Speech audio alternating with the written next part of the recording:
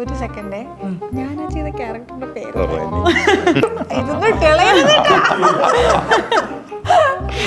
ഞങ്ങള് ഇടത്തേ ഇല്ലേ. 2 ദിവസം മുമ്പ് തായ്ലൻഡ് പോയിട്ടേ ആ കിക്ക് നിങ്ങോട്ട് മാറിയില്ല. ബാത്റൂമില് ചിലപ്പോ പാറ്റേനെ കണ്ടാലും ഞാൻ അമ്മയെ വിളിക്കും, അമ്മ ഇതിനെ ഒന്ന് ഓടിച്ചോണ്ട് പോവാ. ഒരു ഉറുമ്പം കാണാൻ ചാവുന്ന കണ്ടു കഴിഞ്ഞാൽ എനിക്ക് പിന്നെ പറയണ്ട സങ്കടം. ലോലഹൃദയായിരുന്നു. ഹായ് ഹലോ എവ്രി വൺ, എല്ലാവർക്കും ICGയുടെ ഒരു പുതിയ ഇൻ്റർവ്യൂയിലേക്ക് സ്വാഗതം. പേജ് എന്ന സിനിമയുടെ വിശേഷങ്ങളുമായിട്ട് ഇന്ന് എന്നോടൊപ്പം ജോയിൻ ചെയ്യുന്നു അരുൺ, അനുശ്രീ ആൻഡ് ഡയറക്ടർ ആയിട്ടുള്ള ഡോക്ടർ അനീഷ് ഉറുമ്പിൽ. എല്ലാവർക്കും സ്വാഗതം. Thank you. ഞാൻ ഇൻ്റർവ്യൂ എടുക്കണം എന്ന് വളരെയധികം ആഗ്രഹിച്ചിരുന്ന ഒരാളാണ് അനുശ്രീ ചേച്ചി. ചേച്ചിക്ക് ഒരു സ്പെഷ്യൽ വെൽക്കം. Thank you. അപ്പോൾ നമുക്ക് എന്താണ് പേജിൽ അനുശ്രീ ചേച്ചിയുടെ കഥാപാത്രം എന്ന് കേട്ടിട്ട് അറിയാം. പോസ്റ്ററിൽ 2 കുട്ടികളെയൊക്കെ കാണുമ്പോൾ 2 കുട്ടികളുടെ അമ്മയായിട്ടാണ് അതിൽ വരുന്നത്. ഒരു സെക്കൻഡേ, ഞാൻ ചെയ്ത ക്യാരക്ടറിന്റെ പേര് ക്യാരക്ടർ ഞങ്ങള് ഇടത്തേ ഇല്ല. മറ്റേ ചറവറാന്ന് ബ്രേക്ക് ഇടത്തേ ഇല്ല. ഞാന് 2 ദിവസം മുമ്പ് തായ്ലൻഡ് പോയിട്ടേ ആ കിക്ക് നിങ്ങോട്ട് മാറിയില്ല.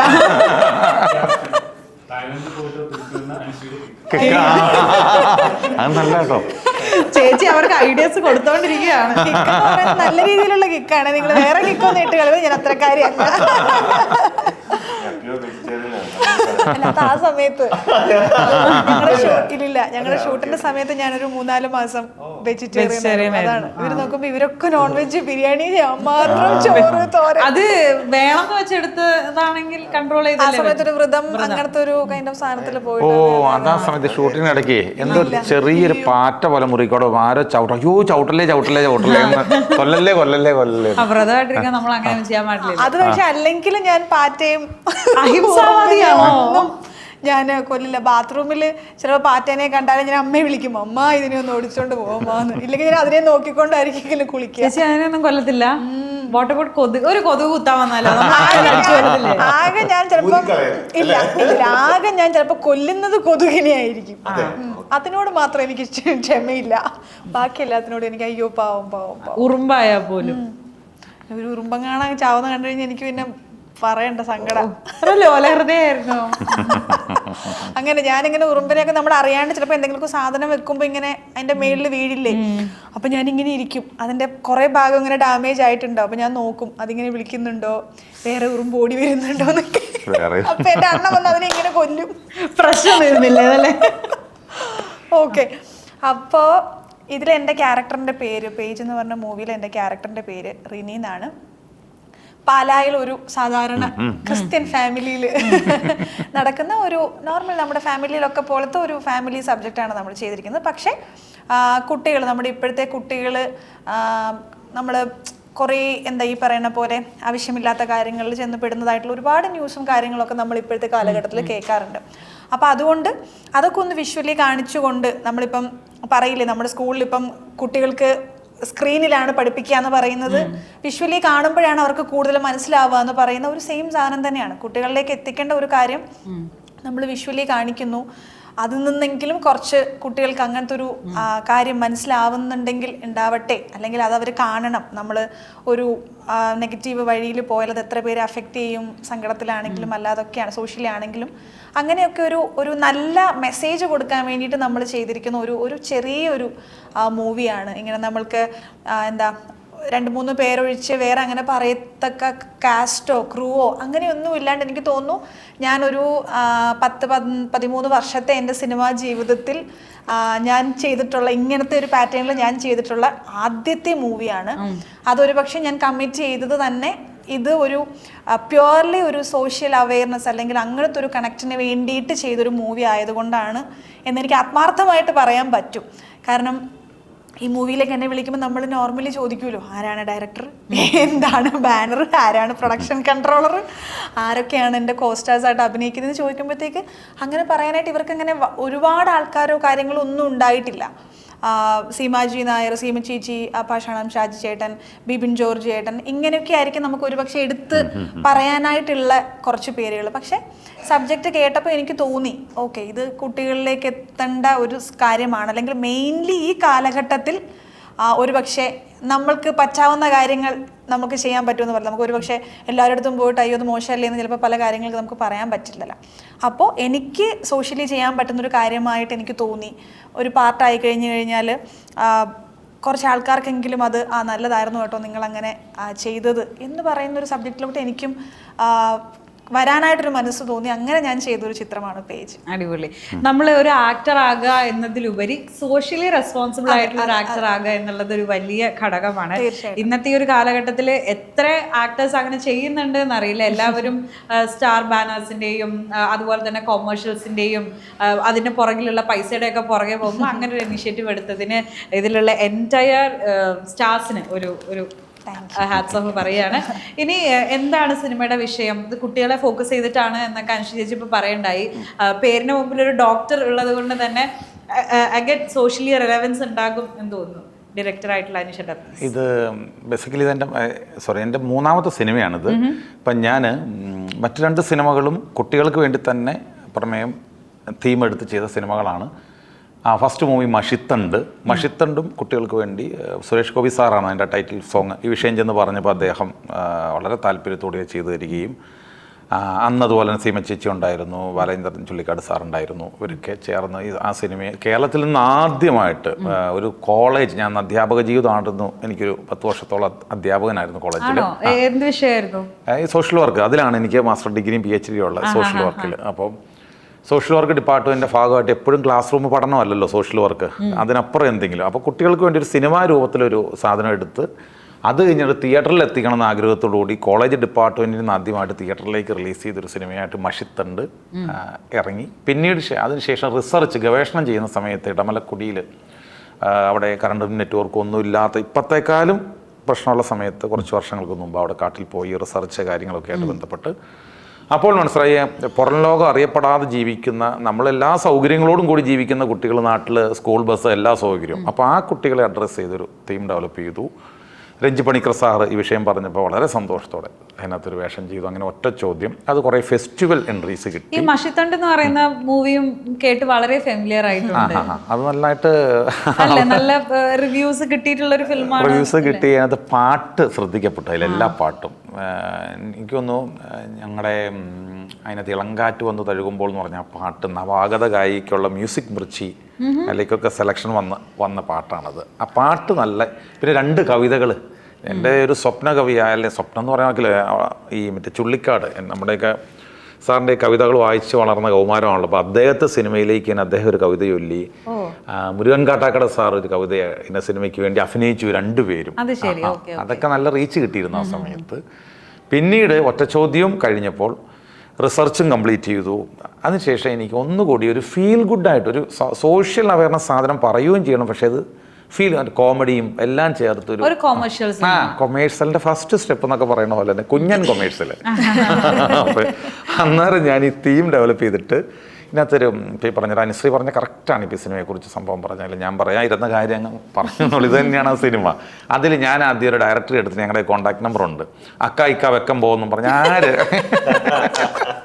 ആരോട് ഇത് സംസാരിക്കണം? ആദ്യം ഒരു നടിയോട് ആരോട് ഇച്ചിരി സോഷ്യൽ കമ്മിറ്റ്മെൻറ്റ് വേണം. ചിലരുണ്ട് ഞാൻ ഇതാണ് സംഭവം എന്ന് വെർബലി വാക്കുകൾ കൊണ്ട് പറയും. പക്ഷെ നമുക്ക് പ്രവൃത്തി ഫീൽ ചെയ്യണം. ഇപ്പോൾ ഈ പറഞ്ഞല്ലോ സുരേഷ് ഗോപി സാറ്, രഞ്ജി പണിക്കർ സാറ്, സീമ ചേച്ചി, ഇവരൊക്കെ നമുക്ക് ഫീൽ ചെയ്തു. നമ്മുടെ സിനിമയായിട്ട് ബന്ധപ്പെട്ട് ഒരു കാര്യം ചെന്ന് പറയുമ്പോൾ ഡോക്ടർ MK മുനീർ, അദ്ദേഹം അന്ന് മിനിസ്ട്രിയിൽ ഇതായിരുന്നു. ഇതുപോലെ തന്നെ നമുക്ക് പറയുമ്പോൾ മുൻപരിചയം ഒന്നും റെക്കമെൻഡേഷൻ ഒന്നും ഇല്ലെങ്കിൽ ഇപ്പോൾ ഒരു കാര്യം പറയുമ്പോൾ ഇവൻ എന്തോ ഒരു സാധനം ചെയ്യാനുള്ള താല്പര്യത്തോടെയാണല്ലോ വന്നാക്കണമെന്നൊരു തോന്നലുണ്ടാവണം.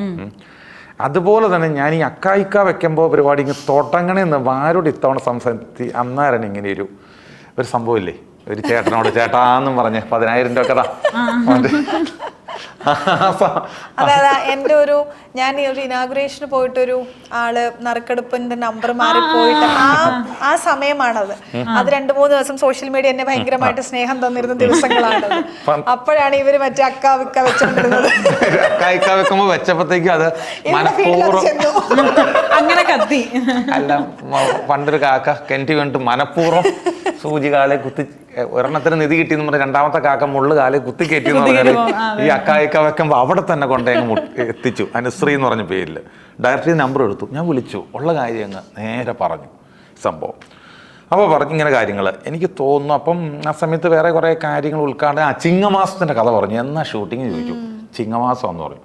ചിങ്ങമാസം ഇനാഗ്രേഷന് ഒത്തിരി ഒരുപാട് നമുക്ക് കുറേ കമ്മിറ്റ്മെന്റ്സ് ഉണ്ടാകുന്ന മാസങ്ങളാണല്ലോ, കുറേ ഓപ്പണിംഗ്സ് അങ്ങനത്തെ പ്രോഗ്രാംസ് ഒക്കെ ഇങ്ങനെയൊക്കെയാണ് എന്നൊക്കെ പറഞ്ഞ് ഫസ്റ്റ് ടോക്ക് അങ്ങനെ അവസാനിച്ചു. കുറച്ച് എൻ്റെ ആശയം ചോദിച്ചു, തീമും ചോദിച്ചു. അപ്പം ഇങ്ങനെയാണ് ഉദ്ദേശങ്ങൾ പറഞ്ഞു കുട്ടികളിലേക്ക്. ഞാൻ ഇങ്ങനെയാണ് റിസർച്ച്, ഇന്ന ഇതാളാണ്, ഇന്ന സിനിമയൊക്കെ ചെയ്തിട്ടുണ്ട്, ഒരു കുഞ്ഞൻ പരിപാടികളൊക്കെ, ചെറിയ സിനിമകൾ. കുറച്ച് കഴിഞ്ഞിട്ട് എന്നെ പിന്നെ വിളിച്ചു, ഇങ്ങോട്ട് തിരിച്ചു വിളിച്ചു. അന്നാണോ പിറ്റേ ദിവസം എന്നെ ഇങ്ങോട്ട് തിരിച്ചു വിളിച്ചിട്ട് പറഞ്ഞു, എന്നാൽ നോക്കൂട്ടോ, ഇൻ ബിറ്റ്വീൻ ഡേറ്റ് നമുക്കത് ഞാൻ സാധ്യമാകുന്ന പോലെ അതിനകത്ത് സപ്പോർട്ട് തരാം എന്ന രീതിയിൽ എന്നോട് സംസാരിച്ചു. അന്ന് അപ്പോൾ ഇപ്പോൾ നിങ്ങൾ കൃഷ്ണ എന്ന് പറഞ്ഞു തുടങ്ങിയ പോലെ ഞാനും കൃഷ്ണ വിളിച്ചിട്ടാണ് ഈ വിളിയൊക്കെ നടത്തിയത്. ഞാനും അപ്പം ഭഗവാനെ അന്ന് മനസ്സിൽ കുറിച്ചു, ഭഗവാൻ ഈ പടത്തിൽ അനുശ്രീ തന്നെ ആ വേഷം ചെയ്യിപ്പിച്ചേക്കണമെന്ന് ഞാനങ്ങ് പറഞ്ഞു. സംഭവിച്ചു. അല്ല ഡോക്ടർ, ഒരു കാര്യം ചോദിക്കട്ടെ, ഇപ്പം എത്രയൊക്കെ അക്കാപക്കം കുത്തി വെച്ചാലും ഒരു ആക്ടറിനെ ഒരു ഡയറക്ടർ ചൂസ് ചെയ്യുമ്പോൾ ഇപ്പം എഴുതിയതും സംവിധാനം ചെയ്തത് ഡോക്ടർ അനീഷ് തന്നെയാണ്. അപ്പം അങ്ങനെ ഒരു കഥാപാത്രത്തിന് റീന അല്ലെ, റിനിക്ക് ഓൺ സ്ക്രീൻ കൊണ്ടുവരുമ്പോ മനസ്സിൽ കുറെ എക്സ്പെക്ടേഷൻസ് ഉണ്ടാകുമല്ലോ, പെൻ ഡൗൺ ചെയ്ത ആളും കൂടെ സെയിം ആയതുകൊണ്ട്. അപ്പം എന്തുകൊണ്ടാണ് അനുശ്രീ തന്നെ വേണം എന്ന് മനസ്സിൽ കുറിച്ചിട്ടത്? അത് ഞാൻ പറഞ്ഞല്ലോ, സത്യസന്ധമായി നമ്മളിങ്ങനെ മനസ്സിൽ 2-3 നേരം സോർട്ട് ചെയ്തുകൊണ്ടിരിക്കുന്ന സമയത്ത് ഈ സോഷ്യൽ കമ്മിറ്റ്മെന്റ് ഇവരുടെ ഒരു അതിനുമുമ്പൊരു കാര്യം ഞാൻ പറയാം. ഒരാളോട് സംസാരിച്ചപ്പോൾ 2 കുട്ടികളുടെ അമ്മയിൽ വേറെ ഏതാണ് പവർഫുൾ ലേഡി, ഒരു സെലിബ്രിറ്റി തന്നെയാണ് ലീഡിങ് ഇൻഡസ്ട്രിയിലെ, എന്നോട് ചോദിച്ചു വേറെ ഏതാണ് ലീഡിങ് ക്യാരക്ടർ ഇങ്ങനെ കുട്ടികളൊന്നും ഇല്ലാത്ത എന്നോട് ഇൻഡയറക്റ്റ് വേലും ചോദിച്ചിരുന്നു. നല്ലൊരു വേറെ ഇല്ല, ഒരു പക്ഷേ ഇപ്പം എൻ്റെ അടുത്താണെങ്കിലും ഞാനും കുട്ടികളുടെ അമ്മയായിട്ടൊക്കെ ചെയ്തിട്ടുണ്ട്. ബട്ട് അത് ചന്ദ്രേട്ടൻ എവിടെയില് അത്രയുള്ള മോനാണ്, 5, 6, 7 വയസ്സുള്ള മോൻ. ഇല്ലു എന്ന് പറഞ്ഞിട്ടൊരു മോനാണ്. അവനൊക്കെ ഇപ്പൊ ചിലപ്പോ വലിയതായി കാണുമായിരിക്കും. അപ്പം അത് ഞാൻ ചെയ്തിട്ടുണ്ട്. ഇപ്പോഴാണെങ്കിലും നമുക്ക് ഒരു മൂവി വരുമ്പോൾ നമ്മൾ ചോദിക്കാറുണ്ട്, കുട്ടികളുണ്ട് എന്നുള്ളതല്ല, എത്ര വലിയ കുട്ടികളാണ് എന്ന് പറയുമ്പോൾ നമ്മൾ 10ാം ക്ലാസ് +2 എന്നൊക്കെ പറയുമ്പോൾ നമ്മളിങ്ങനെ അയ്യോ ഒരു 6-7 വയസ്സുള്ള കുട്ടിയെ ഒന്ന് അഡ്ജസ്റ്റ് ചെയ്യാൻ പറ്റുമോ നമ്മൾ സ്വാഭാവികമായിട്ടും നമ്മൾ ചോദിക്കും. നമുക്ക് എല്ലാവർക്കും നമ്മൾക്ക് എപ്പോഴും ഇത്ര മെച്യൂർഡായിട്ടുള്ള ക്യാരക്ടർ ചെയ്യേണ്ട, അല്ലെങ്കിൽ ഇപ്പോഴേ നമുക്ക് അമ്മവേഷങ്ങൾ ചെയ്യേണ്ട എന്നൊക്കെ നമ്മുടെ ഉള്ളിലെ എല്ലാ ആർട്ടിസ്റ്റുകളുടെയും ഉണ്ട്. പക്ഷെ ചേച്ചി ഞാനൊരു കാര്യം ചോദിച്ചോട്ടെ, ഒരു ആക്ടർ ആകുമ്പോഴത്തേക്കും അങ്ങനത്തെ ഇത് നിങ്ങൾ നോക്കാം. അതായത് കഴിഞ്ഞ സമരത്തിന്റെ ഇന്റർവ്യൂവിന്റെ സമയത്താണ് മമ്മൂക്ക അന്ന് ആ പ്രായം ചെയ്യാനുള്ള വയസ്സില്ല മമ്മൂക്ക, പക്ഷെ അതാണ് കഴിവ്, ഒരു ആർട്ടിസ്റ്റിന്റെ കഴിവ്. ഇതിനകത്ത് ചേച്ചി 2 കുട്ടികളുടെ അമ്മ ചെയ്ത് അത് അനുശ്രീ എന്ന് പറയുന്ന ആർട്ടിസ്റ്റിന്റെ കഴിവാണ്. അത് തന്നെയാണ്. പക്ഷെ നമ്മളുടെ ഒക്കെ ഉള്ളില് ഇപ്പൊ മമ്മൂക്ക ആണെങ്കിലും മമ്മൂക്കയ്ക്ക് അറിയാം അന്ന് അമരം ചെയ്താൽ അടുത്ത പടം പുള്ളിക്കാരൻ സൂപ്പർ ഹീറോ ആയിട്ടാണ് വരാൻ പോകുന്നതെന്നുള്ള കോൺഫിഡൻസ് പുള്ളിക്കുണ്ട്. ഫീമെയിൽ ആർട്ടിസ്റ്റിനെ സംബന്ധിച്ചിടത്തോളം ഇന്ന് പോയ ആൾക്കാരെ നാളെ കാണാറില്ല, മനസ്സിലായില്ല. അപ്പൊ നമ്മൾ വിചാരിക്കുന്നത് നമ്മളിപ്പോ ചെയ്യുന്ന സമയത്ത് നമുക്ക് അമ്മയായിട്ട് അമ്മൂമ്മയായിട്ടൊക്കെ കുറച്ചും കൂടെ കഴിഞ്ഞിട്ട് അങ്ങോട്ട് പോവാം, ഇപ്പൊ അല്ലാണ്ടൊക്കെ ചെയ്താൽ പോരെ എന്നുള്ളൊരു സാധനം നമ്മുടെ എല്ലാവരുടെ ഉള്ളിലുള്ളതാണ്. പക്ഷെ ആ ഇഷ്ടത്തെ നമ്മൾ മാറ്റി വെച്ചുകൊണ്ട് നമ്മളൊരു സിനിമ അങ്ങനെ ചൂസ് ചെയ്യുന്നത് ആ ക്യാരക്ടർ അത്ര നന്നാവണം, ആ സിനിമ അത്ര നന്നാവും എന്നുള്ള ബോധ്യം വരുമ്പോഴാണ് നമ്മൾ ബാക്കി കാര്യങ്ങളൊക്കെ മറക്കുന്നത്. ഇതിനകത്താണെങ്കിലും എൻ്റെ കൂടെയുള്ള എൻ്റെ മോൻ +1 +2 ആ ഏജുള്ള മകൻ്റെ അമ്മയായിട്ടാണ് ഞാൻ ചെയ്യുന്നത്.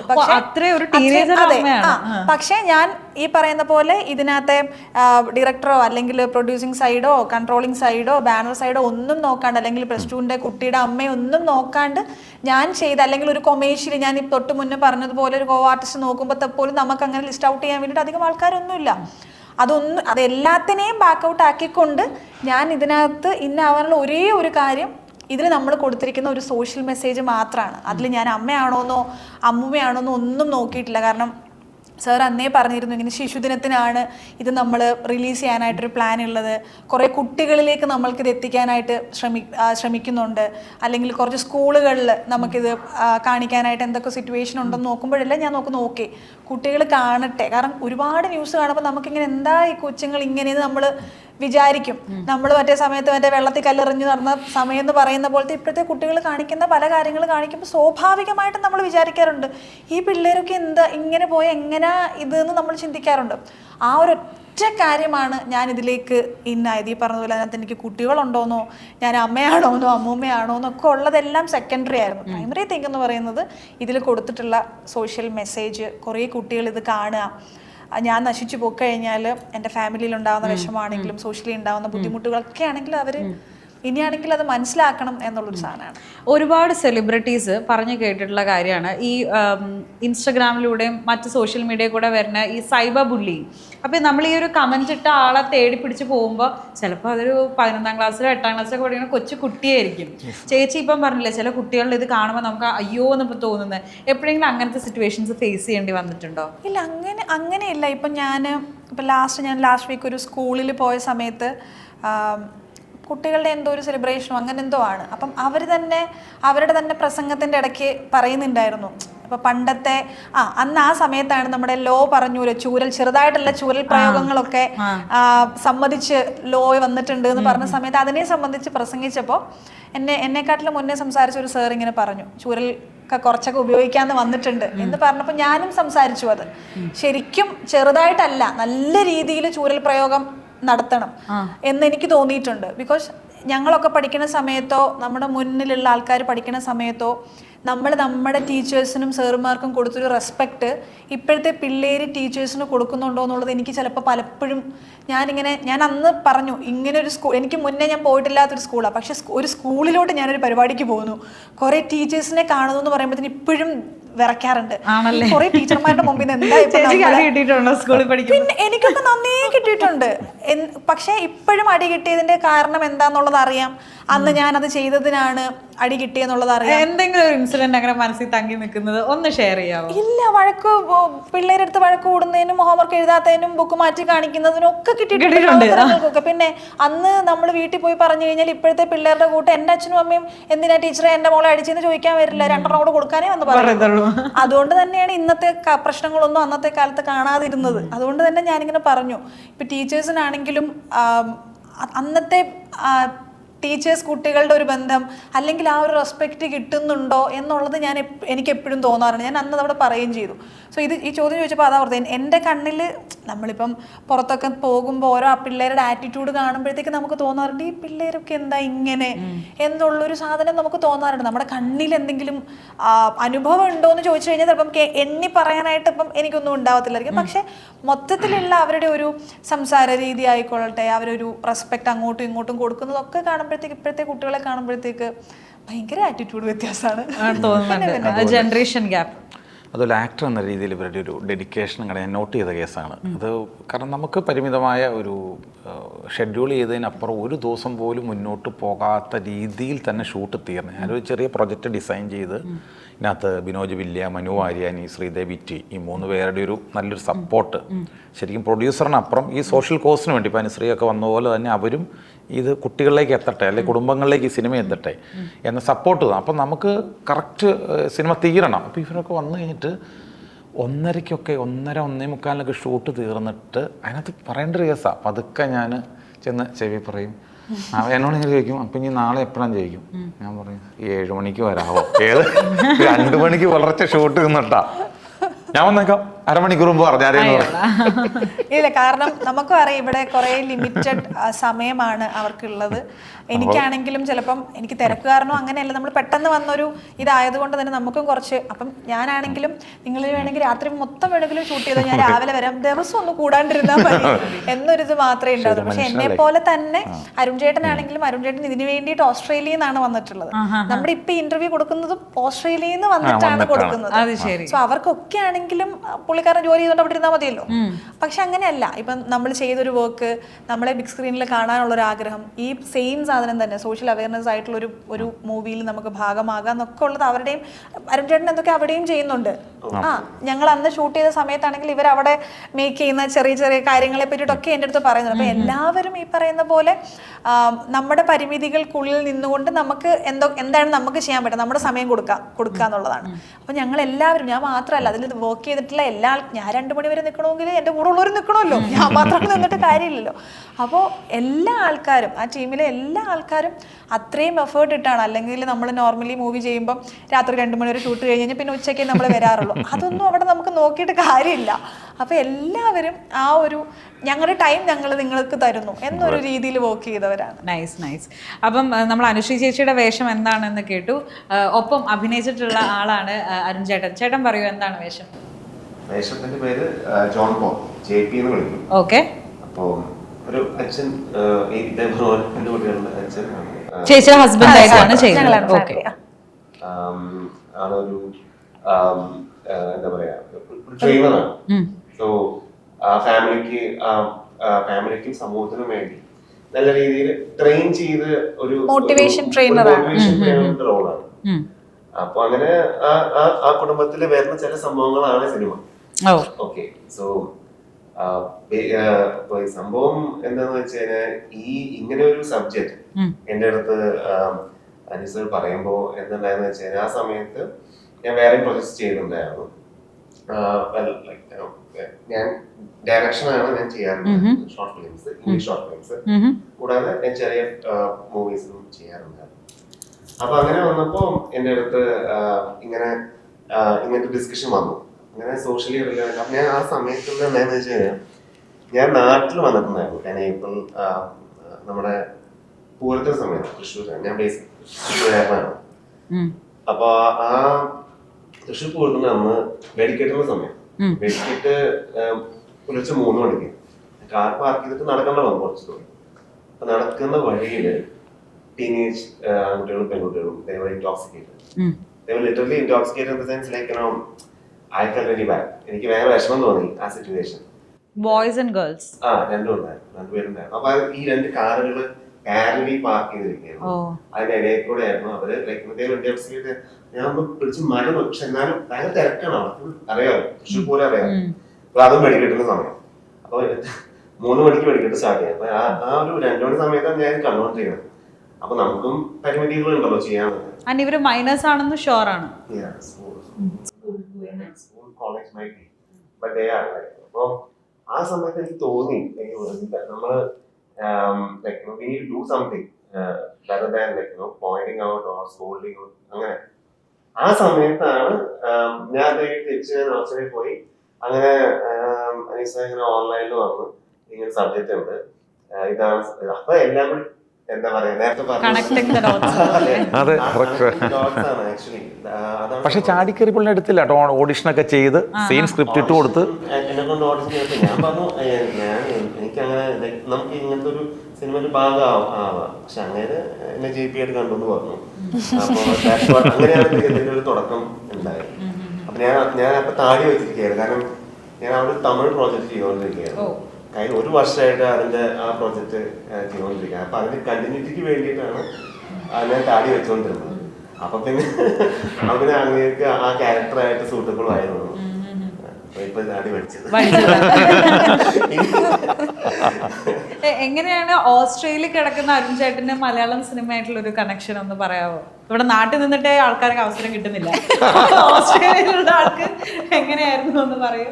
അയ്യോ, അത് അങ്ങനെ അത് സംഭവിച്ചു പോയതാണ്. അങ്ങനെ സംഭവിച്ചു പോകുന്നതാണ്. ബിക്കോസ് ഞാൻ കുറച്ച് കഥ എഴുതുന്ന ഒരു ശീലമുണ്ട്. സ്ക്രിപ്റ്റ് റൈറ്ററാണ്. അപ്പൊ അങ്ങനെ ഫിലിം ഫീൽഡിലായിട്ടുള്ള കുറച്ച് പരിചയങ്ങളുണ്ട്.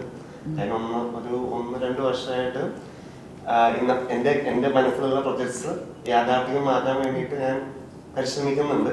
പക്ഷെ ഇതുവരെ ആയിട്ടില്ല. അപ്പൊ അതിൻ്റെതായിട്ടുള്ള ഇപ്പൊ കുറച്ച് റൈറ്റേഴ്സ് ബ്ലോക്കിലൊക്കെയാണ് ഞാനിപ്പോ. അപ്പൊ അതൊന്നും ഇങ്ങനെ ഇപ്പൊ നൗ ഐ എം ബാക്ക്. എല്ലാ പ്രൊജക്ട്സും കഴിഞ്ഞു. അപ്പൊ ഇനി ഞാൻ എഴുത്തിലേക്ക് കടക്കുകയാണ്. അദ്ദേഹത്തെ എന്നെ പരിചയപ്പെടുത്തിയത് ഇപ്പം ചോദിച്ച കുറച്ച് റെലവൻറ്റ് ക്വസ്റ്റ്യനാണ്. ബിനോജ് വില്ല എന്ന് പറയുന്നത് അദ്ദേഹമാണ്. എൻ്റെ ഒറ്റ ചോദ്യത്തിൽ പുള്ളി ഒരു ലീഡിങ് റോൾ ചെയ്യുന്നുണ്ടായിരുന്നു, രഞ്ജിപ്പണിക്കരുടെ മകനായിട്ട്, അധ്യാപക വേഷം. അദ്ദേഹമാണ് ഞാൻ സ്ക്രിപ്റ്റ് ഡെവലപ്പ് ചെയ്തപ്പം ഇങ്ങനെ അരുൺ അശോക് സൂത്രവാക്യം എന്ന സിനിമയിൽ അദ്ദേഹം അരുൺ ചെയ്തിട്ടുണ്ട്, ചെറിയൊരു വേഷം ചെയ്തിട്ടുണ്ട്. അപ്പോൾ ഇങ്ങനെ അരുണിനെ കണക്ട് ചെയ്ത് തന്നു. അങ്ങനെയാണ് അരുണുമായിട്ട് ഡിസ്കസ് ചെയ്ത് JP ജോൺ ബോൾ എന്ന കഥാപാത്രത്തിലേക്ക് എത്തിയതും അത് അദ്ദേഹം is apt for that role. Okay. Arun Chetta, and also, how was it, sharing the big screen with one of the most humble and finest actors? ഇനി അതിനുള്ള സമയമാണ്. ഒട്ടും കുറയ്ക്കണ്ട. അയ്യോ, ഭയങ്കര എന്താ പറയാ, എന്റെ ഫസ്റ്റ് ഷോട്ടല്ല ആ സിനിമയിൽ ഫസ്റ്റ് സീൻ തന്നെ. എങ്ങനെ താരജാടയൊക്കെ ഉണ്ടായിരുന്നു? അയ്യോ, ഞാൻ പിന്നെ പറയും മോസ്റ്റ് പറയാനില്ല, ഒരിക്കലും ഉറക്കമില്ല, റിലേ പോയി കിടക്കുമ്പോൾ എന്ത് ചാടാ. അങ്ങനെ ഒന്നും ഉണ്ടായിരുന്നില്ല.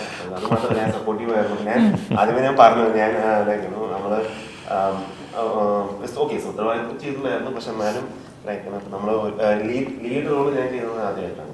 ഞാൻ പറഞ്ഞു എന്നെ പക്ഷെ ഫുൾ സപ്പോർട്ടായിരുന്നു. ലൈക്ക് അധികം ടേക്സ് ഒന്നും ഇല്ലാതെ നമുക്ക് ടേക്സ് എടുക്കാൻ പരിമിതമായിട്ടുള്ള ടൈം ഫ്രെയിമിലാണ് നമ്മളിത് ചെയ്തുകൊണ്ടിരിക്കുന്നത്. ഞാൻ പറഞ്ഞ പോലെ 2 മണിക്ക് ഒരു ഷൂട്ട് കഴിഞ്ഞിട്ട് നമ്മൾ തിരിച്ചു പോകുമ്പോൾ ഓർമ്മയില്ലേ മറ്റേ ഞാൻ പെട്ടെന്ന് യൂട്ടേൺ ഓർമ്മയില്ല, യൂട്ടേൺ എടുക്കണം. അയ്യോ യൂട്ടേൺ അല്ല, നേരെ പിന്നെ അതേപോലെ പാലായിൽ നേരത്തെ എനിക്കൊന്ന് കടകളൊക്കെ അടയ്ക്കും തോന്നുന്നു. നമ്മൾ 8:30 ഡിന്നർ എടുത്താല് പിന്നെ ഒരു 2 മണിക്കൊക്കെ നമ്മൾ ഉണർന്നിരിക്കുകയാണെങ്കിൽ നമുക്ക് വിശക്കും. ഞങ്ങൾ ഒരു കട പോലും ഇല്ല. അങ്ങനത്തെ ഒരുപാട് ഓർമ്മകൾ ഉണ്ടായിരുന്നു. അതെ, നിങ്ങൾ എന്നിട്ട് വിശന്ന് ഷൂട്ട് ചെയ്തു? ഇല്ല, വിശന്ന് പോയി കിടന്ന് ഉറങ്ങി. രാത്രിയില്ല.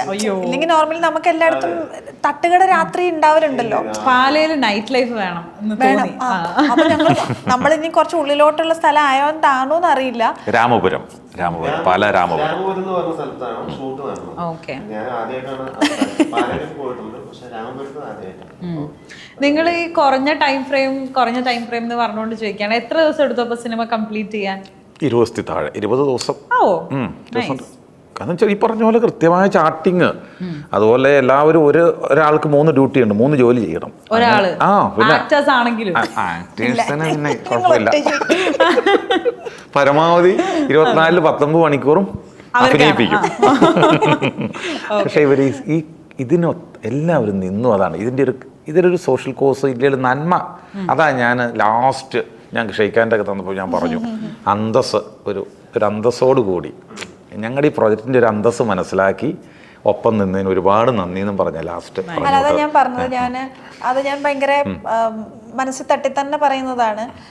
13 വർഷത്തിൽ ഞാൻ സിനിമയിൽ വന്നിട്ട് ആദ്യത്തെ മൂവി ഞാൻ ഡയമണ്ട് നെക്ലേസ് ആണ് ചെയ്യുന്നത്. ലാൽ ജോസ് സാറിന്റെ സിനിമ എന്ന് പറയുമ്പോൾ തന്നെ അതിന്റെ പ്രൊഡക്ഷൻ സൈഡും അതെ, ഡയമണ്ട് നെക്ലേസ്. അപ്പൊ ഞാൻ ഒരിക്കലും ഒരു തുടക്കത്തിലേക്ക് ഒരാൾ സിനിമയിൽ വരുമ്പോഴത്തേക്കുള്ളതൊന്നും എനിക്കറിയില്ല. നമ്മൾ കുറേ കേട്ടിട്ടുണ്ടല്ലോ, തുടക്കത്തിൽ ഞാൻ കുറേ ചെയ്തിട്ടുണ്ട്. നമുക്കിപ്പോൾ ഭക്ഷണമാണെങ്കിലും ട്രാവൽ ചെയ്യുന്നൊക്കെ സ്ട്രഗിൾ ചെയ്തിട്ടുണ്ട്. പിന്നെ ഞങ്ങൾ മൂവീസ് കിട്ടിക്കഴിഞ്ഞിട്ടാണ് ഞാനിപ്പം എനിക്ക് ക്യാരവൻ വരെ ആയത്, അല്ലെങ്കിൽ സ്വന്തമായിട്ട് വണ്ടി എനിക്ക് വിട്ടു തരുന്നതെന്നൊക്കെ നമ്മൾ കേട്ടിട്ടുണ്ട്. അപ്പം ഇതൊന്നും എൻ്റെ ദൈവം സഹായിച്ച് ഞാൻ അറിഞ്ഞിട്ടില്ല. ഞാൻ ആദ്യമേ എനിക്ക് ലാൽ ജോസ് എന്ന് പറഞ്ഞ ഒരു വലിയ സംവിധായകൻ്റെ ചിത്രത്തിൽ കൂടി വന്നതുകൊണ്ട് തന്നെ ഞാൻ ആദ്യമേ ഒരു നല്ല ആർട്ടിസ്റ്റ് എന്നുള്ള രീതിയിൽ എനിക്ക് നല്ലൊരു തുടക്കം കിട്ടിയതുകൊണ്ട് അവതരിപ്പിച്ച നായിക അതെ, തീർച്ചയായിട്ടും. അപ്പോൾ പക്ഷേ ഞങ്ങളുടെ ഈ മൂവി എന്ന് പറയുന്നത് എനിക്ക് തോന്നുന്നു ഈ തുടക്കക്കാർ ഞാൻ സ്ട്രഗിൾ ചെയ്തു എന്നല്ല ഞാൻ പറയുന്നത്, ഞാനത് എൻജോയ് ചെയ്തു എന്നാണ് പറയുന്നത്. ബിക്കോസ് തുടക്കക്കാർ എങ്ങനെയാണോ ഈ സിനിമയിൽ ഉണ്ടായിരുന്നത്, അവർക്കൊരു ടൈം ഷെഡ്യൂളില്ല. നിങ്ങൾ രാത്രി 2 മണി അഭിനയിച്ചാലും രാവിലെ 7 മണിയാകുമ്പോൾ ഇവിടെ വരണം. ഇവിടെ പ്രൊഡക്ഷൻ വണ്ടി ഇന്നോവയൊന്നും നിങ്ങൾക്ക് വേണ്ടിയിട്ടില്ല. ചേട്ടൻ്റെ ഒരു വണ്ടിയുണ്ട്, രാവിലെ എല്ലാവരും അതിനകത്ത് കയറി പൊക്കോണം. രാത്രി എൻ്റെ ഷൂട്ട് കഴിഞ്ഞിട്ട് പുള്ളിയുടെ ഷൂട്ടൂടെ കഴിയുമ്പോൾ ഞങ്ങൾ ഒരുമിച്ച് തിരിച്ചു വരണം. എല്ലാവർക്കും മറ്റേ ഇൻഡിപെൻഡൻ്റ് ആയിട്ട് നിങ്ങൾക്കുള്ള വണ്ടി അതാണ്. ഇല്ലെങ്കിൽ നോർമലി നമുക്ക് പ്രൊഡക്ഷന് ചെല്ലുമ്പം ഇതായിരിക്കും കേട്ടോ നിങ്ങളുടെ വണ്ടി എന്ന് പറഞ്ഞു കഴിഞ്ഞാൽ നമുക്ക് ആ ചേട്ടൻ്റെ നമ്പർ തന്നാൽ നമുക്ക് എപ്പോൾ വേണമെങ്കിലും അങ്ങോട്ട് പോകാൻ ഇങ്ങോട്ട് പോകാനും ഒക്കെ ഉണ്ടാവും. ഇത് അങ്ങനെ ഒന്നുമില്ല. ഞങ്ങൾക്ക് പിന്നെ 11 മണിക്ക് ജ്യൂസ് എവിടെ അങ്ങനത്തെ സംഭവങ്ങളൊന്നുമില്ല. ഡ്രസ്സ് മാറാനോ റെസ്റ്റ് ചെയ്യാനോ ക്യാരവാനോ കാര്യങ്ങളോ ഒന്നുമില്ല. എവിടെയാണോ ഷൂട്ട് നടക്കുന്ന വീട് അവിടെ ഒരു റൂം തരും. ആ റൂമിലേക്ക് വരുമ്പോൾ ഞങ്ങൾ മാറി ഷിഫ്റ്റ് ചെയ്ത് അങ്ങോട്ടേക്ക് കൊടുക്കും. ഇതെനിക്ക് പുതിയ അനുഭവമായിരുന്നു. പക്ഷെ ഞാൻ ശരിക്കും അത് ഭയങ്കര എൻജോയ് ചെയ്തിട്ടാണ് ചെയ്തിട്ടുണ്ടായിരുന്നത്. കൊള്ളാലോ, ഈ രീതിയും കൊള്ളാലോ എന്നുള്ള രീതിയിൽ. അപ്പം ഞാനിങ്ങനെ ചിന്തിക്കാറുണ്ട് ചിലപ്പോൾ മേ ബി ഈ കുട്ടികൾ ബിഗിനിങ് സ്റ്റേജിൽ വരുന്നു എന്ന് പറയുന്ന സംഭവം അത് അവർക്ക് സ്ട്രഗിൾസ് ആയിരിക്കാം. ഞാൻ പക്ഷെ അത് വേറൊരു മൂഡിലെടുത്തുകൊണ്ട് ഞാൻ ഇതുവരെ ചെയ്ത മൂവി സെറ്റുകളിൽ നിന്നും പ്രൊഡക്ഷനിൽ നിന്നുമൊക്കെ ഭയങ്കര വ്യത്യാസമായിട്ടാണ് ഞങ്ങൾ ചെയ്തിട്ടുണ്ടായിരുന്നത്.